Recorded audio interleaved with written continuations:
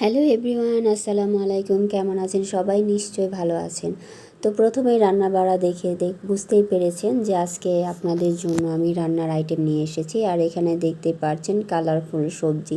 এখানে আছে সাজনা, বেগুন, আলু, টমেটো। তো এগুলো দিয়ে একটা শুটকির তরকারি রান্না হবে, সেটা হচ্ছে তেঁতুল দিয়ে। তো দেখতেই পাচ্ছেন এখানে অনেকগুলো রসুন আর অল্প পেঁয়াজ নিয়ে আর কাঁচামরিচ নিয়ে জিনিসটা ভাজা ভাজা করে শুটকিটা দিয়ে দেওয়া হচ্ছে। আসলে সত্যি কথা বলতে এই শুটকির তরকারিটা এতটাই মজা হয় যা বলে বোঝানো যাবে না। এটা আমি আগে কখনোই খাইনি। তো আজকে ম্যামের বাসায় গিয়েছিলাম, ম্যাম আমাদেরকে তার বাসায় নিয়ে গিয়েছিল, কারণ তার হাতের রান্না অসম্ভব মজার হয়। তাই রান্নাটা খাওয়াটা আর মিস করতে চাইনি বলে ম্যামের সাথে চলে গিয়েছিলাম আমরা কয়েকজন। আর সেখানে ম্যাম নিজের হাতে আমাদেরকে রান্না করে খাইয়েছে। আর আপনারা দেখতেই পাচ্ছেন এখানে শুটকিটা কষানো হয়েছে এবং শুটকিটা কষানোর পরে এখানে সবজিগুলো দিয়ে দেওয়া হয়েছে। আর আসলে সত্যি কথা বলতে গেলে যেটা হয় যে আসলে আমাদের ম্যামের থেকে আপুটার পরিমাণ বেশি। আমরা ম্যামকে ম্যাম বলি না, আপুই বলি, কারণ আপু বলতেই উনি স্বাচ্ছন্দ্য বোধ করেন শুনতে, এবং আমরা বলতে স্বাচ্ছন্দ্য বোধ করি। আর আপুর সাথে আমার পরিচয় অনেক আগে থেকেই ছিল, যেই কারণে খুবই ইজিভাবে আপুর সাথে মিশতে পারি।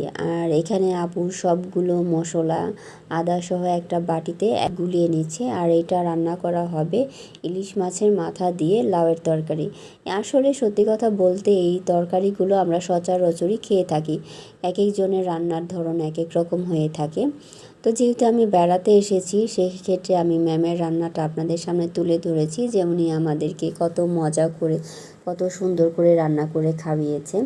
তো এই দেখা গেল মশলাগুলো সব একসাথে মিক্সড করে এখানে দিয়ে দেওয়া হলো। আর এখানে ইলিশ মাছের মাথাগুলো সুন্দরভাবে কষিয়ে নেওয়া হচ্ছে। আসলে রান্নাগুলো দেখতে আমার তো জিভে একেবারেই জল এসে পড়েছিল। আর এই তো এখানে শুটকির তরকারিটা অনেকটাই প্রায় হয়ে গিয়েছে।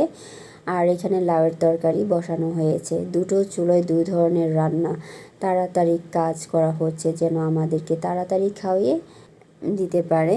আর এখানে লাউয়ের তরকারিটা প্রায় অর্ধেক হয়ে গিয়েছে। আর এখানে পর্যাপ্ত পরিমাণ পানি দেওয়া হয়েছে। আর শুটকির তরকারিতে দেওয়া হচ্ছে আস্ত লম্বা লম্বা তেঁতুল।